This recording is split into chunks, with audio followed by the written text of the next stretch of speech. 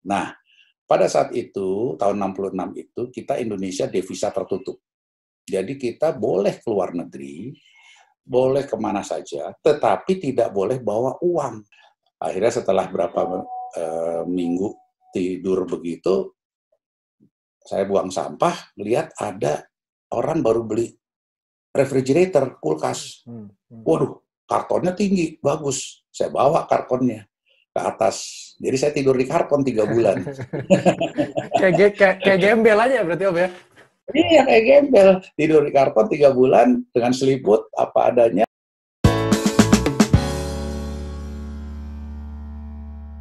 Halo teman-teman semua, selamat datang di MDA Inspiration Talk. Bersama saya Renat Praharsa. Seperti biasa kita kedatangan seorang tamu yang luar biasa inspiratif dan sangat-sangat sukses gitu dalam hidupnya. Kali ini kita kedatangan seorang yang memang sudah sangat-sangat terkenal di dunia otomotif, yaitu Pak Yongki Sugiarto. Halo Pak Yongki, Pak Yongki. Apa kabar? Baik Pak Yongki, Pak Yongki baik Pak? Baik juga Renat. Oke. Mungkin bagi yang belum kenal dengan Pak Yongki ini dulu sempat menjabat sebagai Ketua 1 Gaikindo ya Pak ya? Ya, sampai sekarang masih menjabat Ketua 1 Gaikindo. Oh, Oke. Sampai sekarang masih menjabat Ketua 1 Sampai Gaikindo. ada yang bilang ini Ketua 1 abadi ini. Ya. Mungkin kalau teman-teman yang belum tahu Gaikindo itu adalah gabungan industri kendaraan bermotor Indonesia ya. Pak ya, berarti ya, jadi semua merek-merek ATPM yang memang dominan di Indonesia, player-player Indonesia bergabung menjadi Gaikindo ini gitu. Ya. Mungkin kita langsung aja nih Pak. Jadi sekarang aktivitas dari rumah nih Pak berarti ya kebanyakan ya Pak? Iyalah, udah ikut aja, udah work from home katanya. Ya. Ya sudah, kita ikutin aja. Ya masih bisa dihandle dari rumah. Anyway, kita cobalah. Ya memang ya ini kan semua demi keamanan buat semua pihak lah. Betul. Karena kesehatan jadi salah satu prioritas juga saat ini. Iyalah, that is number one lah. Oke. Mungkin di awal saya boleh minta sharing Pak Yongki sedikit nih terkait perjalanan karir tuh mulainya dari mana sih Pak sehingga bisa sampai sekarang? Jadi kalau Yu ini sebetulnya pantasnya jadi anak saya sebetulnya. Kalau dari usia gitu ya. Ya, jadi gini aja. Kita mulai dari mungkin kisahnya kalau waktu tahun 1965, itu di Indonesia kan ada gerakan Gestapo. Yes. Ya kan?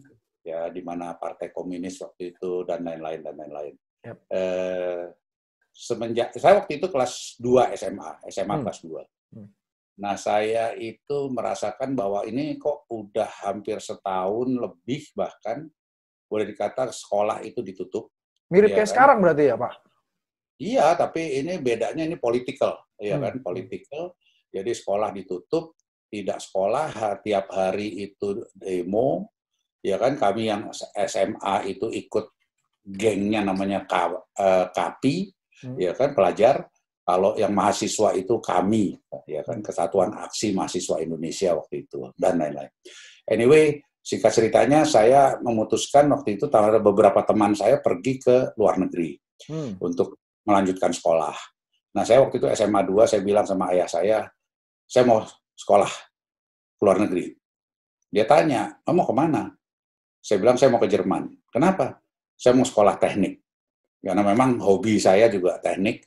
Saya waktu itu karena orang tua saya itu punya istilahnya dagang mobil dan juga pernah assembling kecil-kecilan dan lain-lain, dan saya juga memang ya punya hobi untuk teknologi otomotif. Berarti dari kecil memang dekat sama otomotif ya berarti ya Pak?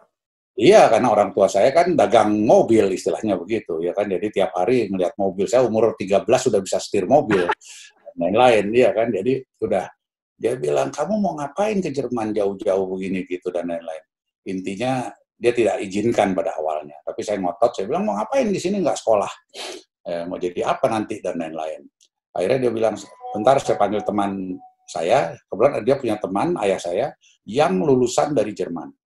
Saya lupa dia lulusan sekolah apa, tapi dia lulusan dari Jerman. Panggil, dia bilang, ini anak saya mau gini. Orang itu bilang, kalau kamu mau ke Jerman nomor 1, kamu sekolah bahasa dulu.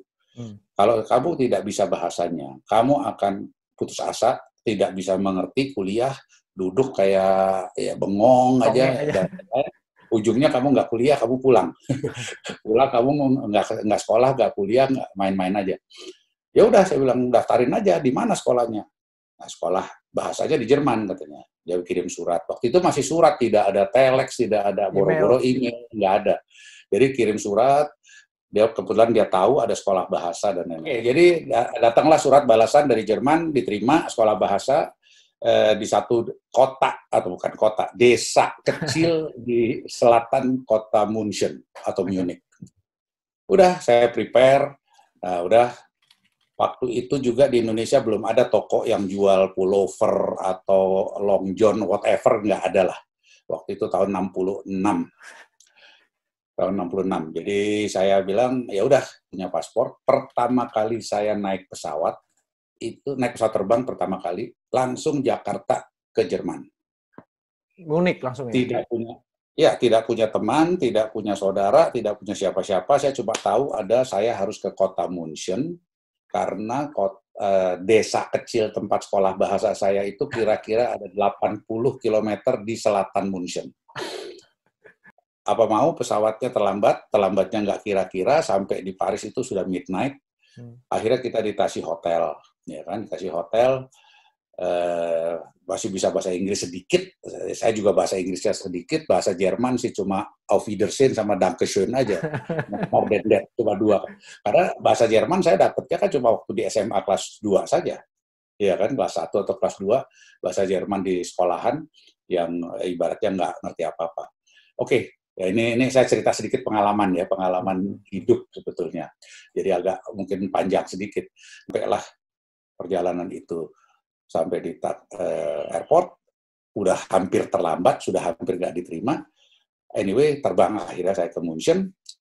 Sampai München turun dengan menggigil, karena waktu itu winter, ya kan. Pertama kali dalam hidup melihat salju. Jadi saya kayak orang norak, itu turun dari pesawat, belum ada belalai, jadi masih pakai tangga. Cuma bawa koper 1 sama cabin bag 1, ya kan. Baju juga cuma jas saja 1, tidak ada sarung tangan, tidak ada long john, tidak ada sepatu winter, pokoknya itu modal.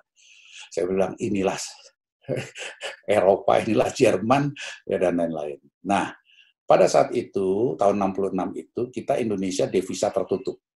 Jadi kita boleh keluar negeri, boleh kemana saja, tetapi tidak boleh bawa uang.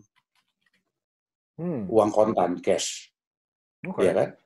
Waktu itu kredit card belum dikenal.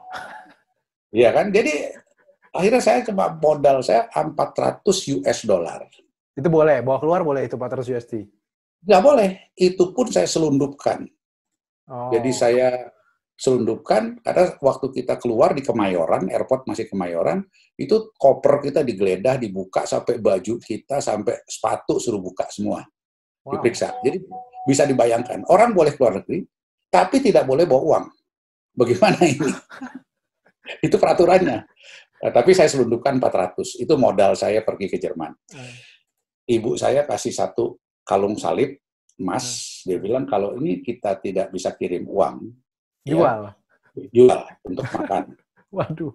Jadi betul-betul. Jadi karena memang tidak ada bank yang tidak bisa kirim uang ke Jerman. Boro-boro kemana pun nggak bisa. Telex gitu-gitu juga nggak ada ya? Transfer uang nggak bisa? Tidak bisa. Nggak bisa. Jadi nggak bisa kirim uang. Jadi kalau kirim uang itu serba gelap. Jadi ayah saya kalau kirim uang tidak berani banyak-banyak, sedikit, ya kan juga takutnya hilang. Jadi kasih uang rupiah di Jakarta, cuma bilang, tolong nih, saya perlu misalnya 500 US, kasih nomor rekening anak saya ini. Jadi saya begitu sampai, saya buka rekening. Jadi hidup kita itu tergantung daripada kiriman. Kalau kirimannya datang, kalau kirimannya nggak datang, makan apa kita? Ini perjuangan hidup. Oke, anyway saya lanjut dulu sampai di kota München, turun di airport masih bisa bahasa Inggris sedikit. Saya bilang saya mau ke sini, saya mau ke sini. Oh, you harus naik bus dari airport ke Central Station. Nanti di sana naik kereta api. Oke. Saya lakukan itu semua, saya tukar uang dulu, ya kan, untuk bayar bus dan lain-lain. Akhirnya saya sampai di stasiun, stasiun bilang, oh, you mesti naik kereta di situ. bahasa Inggrisnya masih bisa sedikit-sedikit. Dia bilang, yuk pergi ke kota Kochel namanya. Oke, naik kereta. Oke, naik kereta. Setiap kali berhenti itu kereta biasa lah. Saya buka jendela, saya lihat, oh bukan, saya tutup lagi.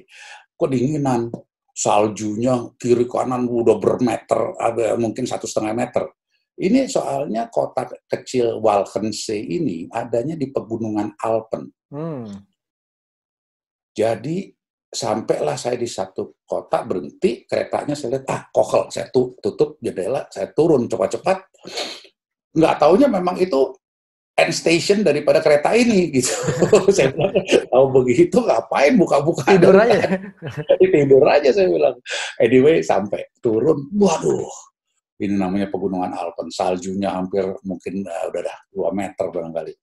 Kebetulan ada orang bisa bahasa Inggris, dia tanya, you mau ke Goethe Institute? Karena itu kan sekolah bahasa yang terkenal gitu. Oh bukan, ini yang Sprach Institute, saya bilang. Karena ini lebih murah soalnya. KW-nya.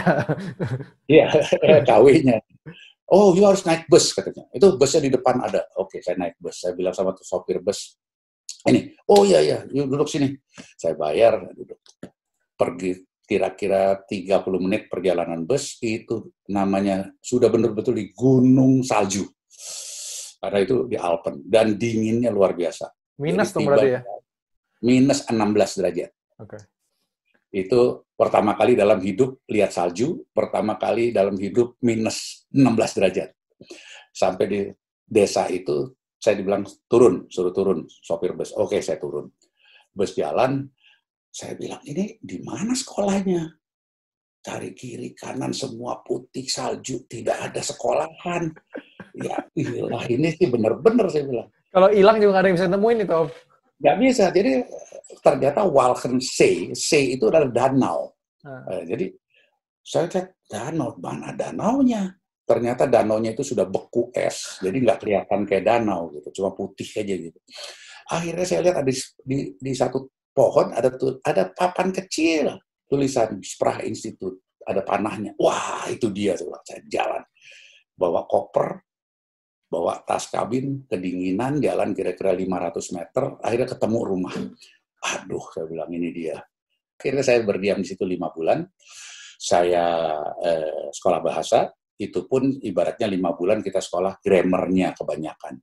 Akhirnya dari situ saya pindah ke kota München. Nah, itu sudah mulai kira-kira sudah spring lah, sudah lewat winternya, sudah spring dan lain-lain. Nah, di kota München saya ingin sekolah, kita sebetulnya di situ namanya Fachhochschule. Jadi lulusan di situ sebetulnya diplom engineer tapi FH, bukan diplom engineer tapi FH, Fachhochschule. Nah, di situ dipersyaratkan saya 1 tahun untuk praktek dulu, kerja praktek. Setelah itu saya baru bisa kuliah. Kuliahnya kira-kira 3 tahun lagi. Nah, saya coba cari tempat praktek, kiri kanan udah kayak ibaratnya orang cari kerjaan namanya juga, ya kan. Jadi kalau pagi saya biasanya pergi pertama-tama nih ke kantor pos, buka buku telepon, catat nama perusahaan-perusahaan yang berkaitan dengan otomotif maupun industri logam, kasarnya begitu. Karena praktek saya harus di situ. Saya catat semua, pulang, saya kirim surat, melamar ceritanya. Ya kan, mau melamar kerja praktek. Nah, di München, saya kebetulan ada kenalan orang Indonesia, kakak beradik, dia tinggal di satu apartemen, 1 kamar, studio. Kalau tidur, mereka berdua pakai sofa bed yang diceklek begitu. Dia tanya, lu mau tinggal sini? Saya bilang, kalau boleh, saya bilang gitu. Akhirnya saya numpang di situ, tidur di lantai, karena tidak ada kasur, ya kan, tidur di lantai, ya sudah, saya mau beli kasur nggak berani, karena kita belum tahu akan tinggal di München terus atau tidak, dan lain-lain. Ya kan, jadi beli selimut tipis, dan lain-lain. Akhirnya setelah berapa minggu tidur begitu, saya buang sampah, lihat ada orang baru beli refrigerator, kulkas. Waduh, kartonnya tinggi, bagus. Saya bawa kartonnya ke atas. Jadi saya tidur di karton 3 bulan. Kayak gembel aja berarti, Om ya? Iya, kayak gembel. Tidur di karton 3 bulan dengan selimut apa adanya dan lain-lain dan lain-lain. Anyway, saya diterima akhirnya di BMW, pabrik BMW. Ya, saya kerja praktek di situ, hanya diterima tadinya cuma kalau nggak salah 3 bulan. Saya perlu praktek, kerja praktek 1 tahun. Tapi karena setelah 3 bulan saya minta diperpanjang, saya tunjukkan bahwa saya mau sekolah ini dan lain-lain. Akhirnya diterima. Akhirnya saya 1 tahun kerja praktek di BMW. Nah, setelah kerja praktek, saya kuliah di Kota München. Saya ambil jurusan Automotive Engineering. Udah. Nah, sambil kuliah tadi, mau tidak mau, suka tidak suka, saya kuliah dan bekerja. Jadi kita jujur, waktu itu kan saya udah bilang, kalau hidup menderita, saya udah ngalamin semuanya. Gitu. Hidup susah, hidup menderita, saya sudah ngalami. Jadi saya bilang, kerjanya juga ya istilahnya gila-gilaan, karena pekerjaan yang kasar, berat, besar gajinya. Nah, jadi kita di sana ada satu badan khusus untuk mahasiswa yang mau mencari pekerjaan part-timer. Nah, kita kalau lihat kuliahnya kurang menarik atau kurang penting, saya ke situ. Pagi-pagi jam 7 saya ke sana, taruh kartu mahasiswa, antre di situ. Biasa diumumkan, oh ini ada perusahaan butuh karyawan untuk 2 hari. Oh, Ya harian. kan? Harian dia, bukan model bulanan. Harian. Oh, okay. Enggak, harian. Kadang-kadang jam-jaman juga. Jadi diperlukan cuma untuk hari ini 7 jam atau 6 jam. Oh, okay. Dibayar 1 jam sekian, pekerjaannya ini. Siapa yang mau nanti menghadap ke sana. Siapa yang tadi datang paling pagi, itu yang dapat dapat. duluan. Oh, oke. Okay. Iya, dapat duluan. Itu caranya di situ begitu. Nah, kalau kita di istilahnya lucky, bisa-bisa orangnya di sana bilang, kamu mau nggak besok datang lagi, kerja lagi gitu. Iya kan? Nah, ini bisa nyambung gitu. Kalau dia impress lah, kalau dia cocok gitu. Ya, kalau cocok dan ada kebutuhan. Jadi misalnya sekarang gini, ada yang perlu sekretaris misalnya. Sekretarisnya nggak masuk hari ini. Ternyata nanti siang dapat kabar sekretarisnya besok masih nggak masuk. Oh, okay. Gitu. Oh ya, bisa diperpanjang. Gitu. Nah, jadi kerja, cari, kalau bisa kita justru pilih yang berat, nggak apa-apa, pokoknya gede, gajinya 1 jam dulu sekitar 3 DM, masih DM ya, bukan euro. Bukan euro ya. DM, 3. Nah, kerja berat itu yang saya alami, yang paling berat adalah di percetakan koran. Kita kerjanya mulai dari jam 10, jam 11 malam, selesainya itu jam 5, jam 6 pagi. Itu gajinya besar, ya kan? Tetapi, waduh, luar biasa beratnya. Apa? Ngangkatin koran yang sudah diikat. Ya, karena dulu belum ada cetak jarak jauh.